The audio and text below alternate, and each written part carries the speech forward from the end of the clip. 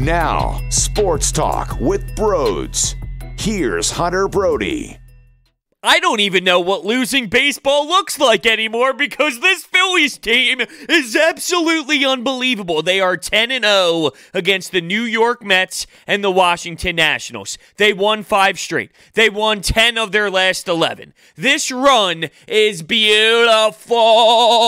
Now, I do need to fix something that I said yesterday in my post-game podcast where they beat up on the Washington Nationals. I said, let's take a look at this Mets series. It's actually a 4-game series, not a 3-game series. There's a game on Monday afternoon on Labor Day to make it a 4-game set. I'm just so accustomed to a Friday, Saturday, Sunday type series that I was out of it a bit. And plus, at the time, remember, the Philadelphia Flyers had a Game 6 double overtime victory moments before I recorded that pod, so a little slip up, but I think it's okay, right? We all make mistakes. This team, they get the job done without Bryce Harper. And it's not as if Bryce Harper has been playing phenomenal baseball by any means, but just the fact that they find different ways, whether it's the long ball, whether it's an Aaron Nola performance, whether it's a Zach Wheeler dominant performance. They find ways to get the victory. And in this one, it was almost just boring play. Getting that hit that they needed to. Getting the added insurance by just singles, aggressive base running. Not what we are accustomed to with Phillies baseball. Winning in variety of ways. This is unbelievable. I really want to cry. It's too good to be true. Jake Arrieta going 7 innings. It's too good to be true. Jake Arrieta striking out 7. It's too good to be true. This is coming off of the shortest outing of his entire career. This is the first time in 20 outings since he went through 7. And Jake Arrieta, he's confusing my mind this season. He has awful starts. He has damn good starts. Which one is he? We need to find a way to get these good starts out of him. And maybe, just maybe, and here comes the blind faith. Here comes the optimism of riding this high right now. Maybe, just maybe, things will click for Arrieta. And down the stretch as we go, he gets more like this Arrieta so he can be a solidified number 3 when the Philadelphia Phillies are in the postseason. Oh, I can't believe I just said that, but it's reality. They're in a good position at the moment, and if they continue to play great baseball, they will find themselves in a playoff spot. Now, this episode of Sports Talk with Broads is sponsored by Orbit Energy and Power, and with over 20 years of experience in the industry, they are home to your solar experts. They offer flexible financing solutions such as $0 down. They will make sure that you receive all the state and federal incentives available for switching to solar. Don't forget about the water purification systems that they can provide, backup energy services, battery storage, tree removals, electrical upgrades, you name it. Make sure you check out their information and their website. It's in the description. So Bryce Harper is 7 of his last 45, so it has not been beautiful by any means. Joe Girardi claimed he's probably not going to be very happy with me as he gave him the off day, and I'm not pissed off about it. I'm not upset about it. I get the mindset. He's played a lot of baseball, and giving him a day off like this, it's not going to make or break the Phillies season, so I'm not banging on the table. But as a fan of this team, there is a difference when he's in the lineup and not in the lineup. When he's out there on the field and when he is in the batting order, the intensity of, oh, here comes Bryce Harper, right? The attention to detail of, uh-oh, Bryce Harper. And even when he's not up to bat, you look at the lineup and you think, okay, when is Bryce Harper up? He definitely changes the way that you appreciate the game. And that's not a knock on everybody else because at the moment I'm enjoying Rhys Hoskins and I'm enjoying other players on this team. But it's Bryce Harper. That's why John Middleton signed that fat check, because millions of people like me now tune into the game because he is there, because he's at the dish, because he's in the field giving 3,000% and diving into the foul territory just to make a play, just to try and make a catch. So John Middleton's a smart businessman. He knew what he was doing when he paid all that cash over to Bryce Harper's bank account. It sucks us in. And it sucks when he's not there, but I completely understand the mindset. It would be different if he was scorching red hot, hitting 10 homers in the last 20 games or so, and then they were like, you know what, Bryce? You're too hot. Let's cool you down tonight. No. This is a scenario that, all right, I can support the logic. It's not the most irrational thing I've ever heard in my life. And maybe from this point on, something switches. Something clicks. I question, is JT Realmuto going to be out of the lineup next? Now you have the DH in play, though, so we've seen moments where Andrew Knapp caught and his bat was still in the lineup, but maybe a full day off? Because he's been struggling. He's been having a hard time putting together good at-bats. He hasn't been barreling up the baseball recently. And he was cruising early in the season. The PJT chants. We're at an all-time high because he was raking. Well, it's been quiet. It's been quiet. Haven't heard the same amount of passion for the Sign JT crowd out in the fandemic section. That's what happens when you're not murdering the baseball at a high clip like you once were. Another interesting lineup piece I thought with Porcello being on the bump for the New York Mets. No Adam Haseley. You got a lefty, but instead, and when I say you have a lefty, that's in terms of Adam Haseley being the lefty up to the plate. You have Porcello on the mound, who's a righty. You would think that would be a favorable matchup, especially because you don't have Bryce Harper out in right field. Instead, Joe Girardi goes with Phil Gosselin out in right field and keeps Roman Quinn into the game. And Adam Haseley, you can argue, deserves a chance in that moment. With Bryce Harper in the game, things do change. I get that, but without him in the game, you would think it's a no-brainer this is a chance for Adam Haseley to slip in, and he didn't.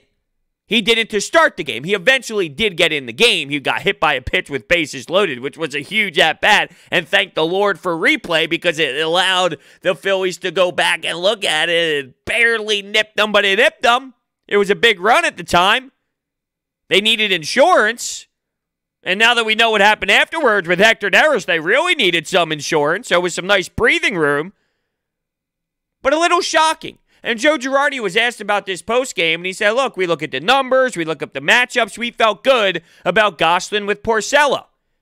The ironic thing is, when Phil Gosselin had his big at-bat with 2 outs, it was in the 7th against Jared Hughes, of all people. So Jared Hughes was the one that was on the mound instead of Porcello at the time, and he was still able to execute, and that was a big-time at-bat for this Philly squad.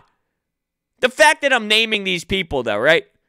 When I talk about big at-bats and big moments, Phil Gosselin, I'll throw Jay Bruce's name in there because the Phillies got off to a nice start because of him and Gene Segura. I'm naming a bunch of different players, and I bring that up because it's the whole damn team. That reminds me of Jason Kelsey and the Mummers Parade outfit. Maybe not to the same extreme. I'm talking about a random regular season game here compared to the Super Bowl season that was one of the greatest things I've ever witnessed in my life. But you could see the comparison. It is the whole damn team right now. Everybody has a role, and their roles are being played well. Now, there's some hiccups along the way, but it seems as if everybody has someone's back, right? Like somebody's picking up somebody. Somebody has a tough outing out of the bullpen, the next guy steps up. And if the next guy doesn't step up out of the bullpen, there's a defensive play waiting to be made. Rhys Hoskins, wow. It's funny, the 2 guys that I rip apart all the time for their atrocious defense, which, by the way, I deem very fair because their defense is awful, they've had 2 really great plays in this game. Rhys and Alec Bohm. Alec Bohm over at third, getting better at the hot corner. And then Rhys in a big moment, 8th inning. Hector Neris is a dumpster fire. He ended up going 1/3 of an inning, allowed 2 hits and a walk. allowed an earned run as well. Tommy Hunter comes in. That's Tommy Michael Jordan Hunter to everybody else.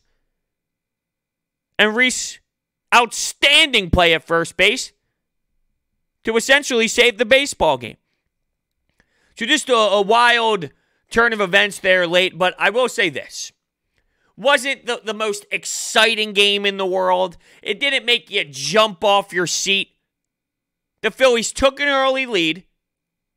They lost it because Arrieta's one mistake that he made, the big mistake that he made, I should say, is allowing Conforto to hit a 2-run bomb to tie the baseball game up 2-2. 7th inning, 8th inning, late innings. Gosselin, Roman Quinn. These players are stepping up. Adam Haseley with bases juiced. These players are stepping up. It wasn't the most overpowering, overwhelming game from an emotional standpoint. As the team got into the later innings, though, you needed players to step up. So let's go over the scoring. 2nd inning, Gene Segura gets on. He steals second base. Steals second base. Let me repeat that. Steals second base. This team is so damn fun on the bases. They just continue to do it, and they're not afraid. Aggressive is an understatement. They run. Good luck. Good luck. It's all about the mental side of the game for some of these other players on the other team. Oh, the Phillies going to run? You're damn right they are, because they're nonstop. It's not just Roman Quinn. It's not just some of the faster players. You got Gene Segura out there stealing bases. At one point in this season, you had Andrew McCutchen stealing a couple bags. This guy's coming off of a major injury, and he's old. They're not afraid. They're cocky. They're confident on the bases. And it's huge because we're talking about the 2nd inning, and here's Jay Bruce knocking them in. Bang, taking an early lead.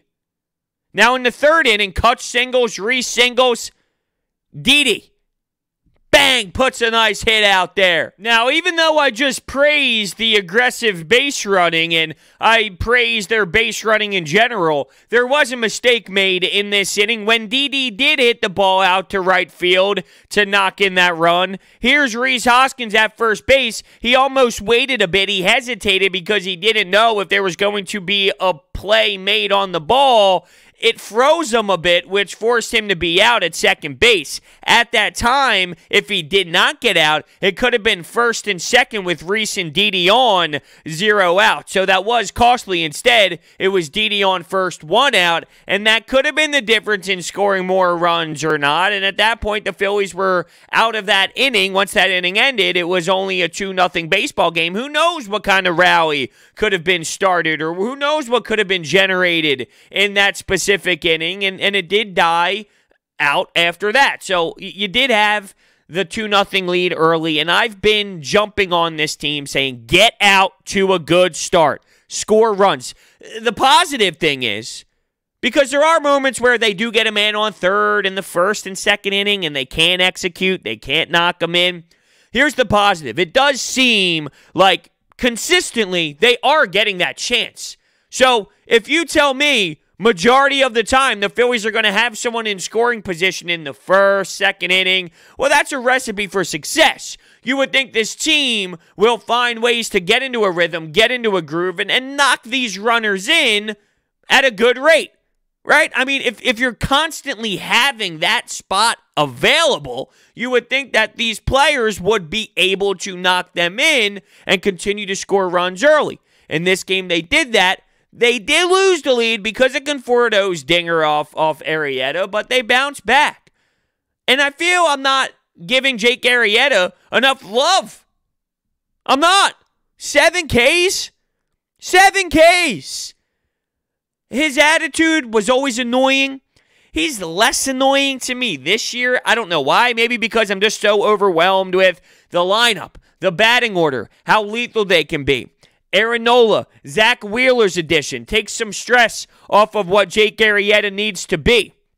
Maybe because the bullpen was one of the worst bullpens in Major League Baseball history, and that takes my focus off of something like Jake Arrieta's personality. I think I just nailed it. I think I just walked myself through why Jake Arrieta doesn't bother me too much. And to be fair, I know he's been awful in some outings, but his good outings have been very strong. And I feel over the last couple of years, I haven't really seen the strong version of Jake Arrieta. It's just been a lot more frustrating. And on top of that, you didn't have a Zach Wheeler in the rotation to take some breathing off of Jake Arrieta. It seems like it's been so heavily forced on Arrieta because that's all this team had, even though they did sign him to that contract. So, yo, dude, you're getting paid big money. You got to produce. But at some point, you need to realize this is the situation.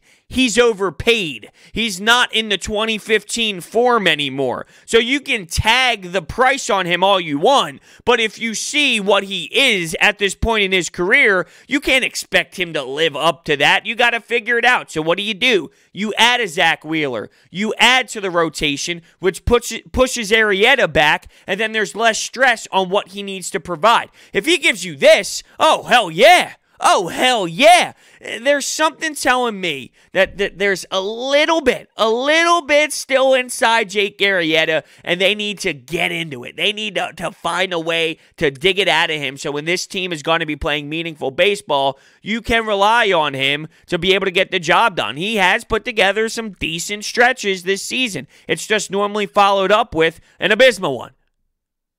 Back and forth, back and forth, back and forth. You go from your worst outing ever to 7 innings, which you haven't done in 20 starts. That's the type of season you're getting out of Jake right now. I'm praying that because of who he is, because of his past and how dominant he once was, you got to have a certain brain to be what he once was in 2015. You're wired differently when you're that type of dog on the bump. So I'm just trying to convince myself that there's something in there. There's something still in his body, in his brain, that can come out and force him to be not what he was. He doesn't need to be what he was, but a serviceable number 3 in a postseason run.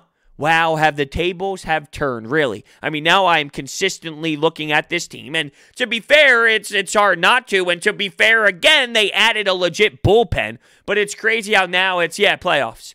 And I always thought that they were going to be the first team out. But when your bullpen was what it was coming into the season, it's okay to think that way, because it was a reality. You could have win with that. Now it's more together. Although Hector, come on, dude, figure it out. Where is your mind?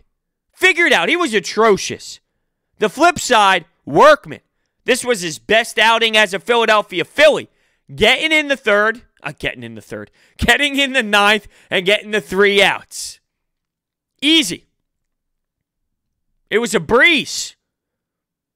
I wasn't afraid. He didn't load the bases. He didn't allow 2 men on.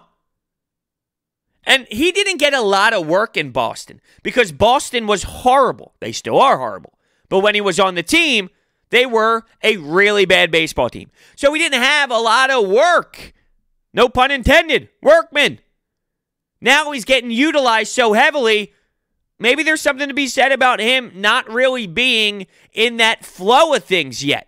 Once again, here's optimistic Broads trying to convince myself all of these positive thoughts. But when you win 10 of 11, and when you win 5 straight, and this team just finds ways, you know what? Damn it, I'm allowed to be extra positive and searching for things to make me feel even better about this team right now, because that's what you do when you're a fan of a squad that's playing phenomenal baseball. I have a new partner who I'm planning to do some cool stuff with, by the way.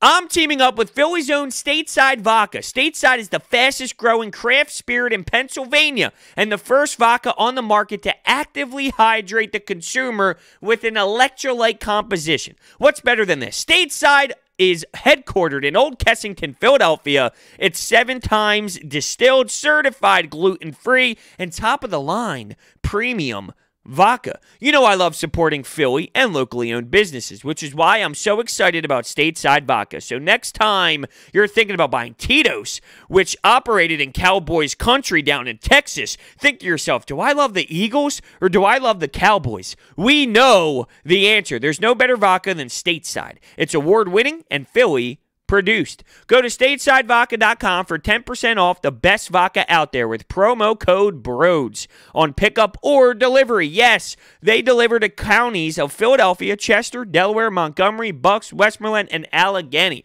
Promo code BROADS, 10% off. Their schedule, the Philly schedule, gets so absurd when it comes to these double headers next week. And it's going to be a bit of a nightmare.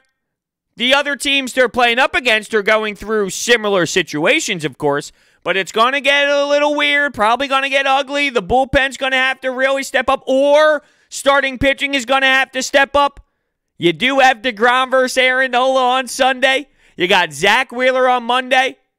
But when you look at what's leading up during the following week, yeah, it's going to get messy. But take care of business now. Take care of business now. Spencer Howard on the mound. I've stated this after his last start.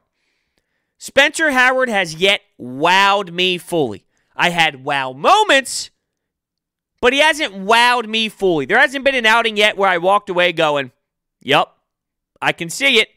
I've walked away from certain moments in an outing and go, okay, hold on, I'm intrigued. But there hasn't been that 7-inning outing, that 7-8 strikeout performance. I see that 97-mile-per-hour fastball. I see the curve. I see the off-speed stuff. I do. I see it. But fatigue has been an issue with him to this point. The conditioning. I've seen velocity go down as innings move forward. I see high pitch counts, low inning totals. I'm not shutting him down. I just haven't seen that one outing yet, and I would hope by the fourth outing I've seen it. Not yet. Because we talked about him being the third guy, fourth guy, when he came right up here. He's the fifth guy right now. He's behind Arrieta and Eflin, without a doubt. It's not even close. Now, he has time to figure it out, no doubt. I'm not crushing him insanely, but I want more out of him. And I think it's okay to say, I want more out of Spencer Howard. Going up against the Mets lineup that I think have some players that can do some damage, but at the same time, a lineup that I think that he can do well against. It's not the Dodgers. It's not the Astros when they have some sort of buzzer on them where they know what pitchers are coming. Let's win it. Let's win it again. 6 straight. Make it 11 of 12. And the one loss that they have throughout this stretch was the game against the Braves on Sunday Night Baseball, where they allowed 10 runs in the second inning. Ironically enough, it was Jake Arrieta. And they bounced back and made it a super close game. So they weren't even out of that game. They weren't out of a game where they allowed 10 runs in the second inning. Let that sink in. This team is clicking on all cylinders. They have the confidence and they have the swag right now. I just know, and I hate to be negative at times, but I just know it's not sustainable for too long, so how long can they ride with it? The longer they ride with it, the better position they put themselves in, of course, because there's going to be a dip at some point. But don't you think there's going to be a dip with the Braves at some point as well? There's going to be a dip with some of the other teams at some point as well? All right. Big one. Big one tomorrow. They're all big at this point. We're down the stretch. Isn't that crazy? September baseball. Thank you all so much for listening, and we'll see you next time.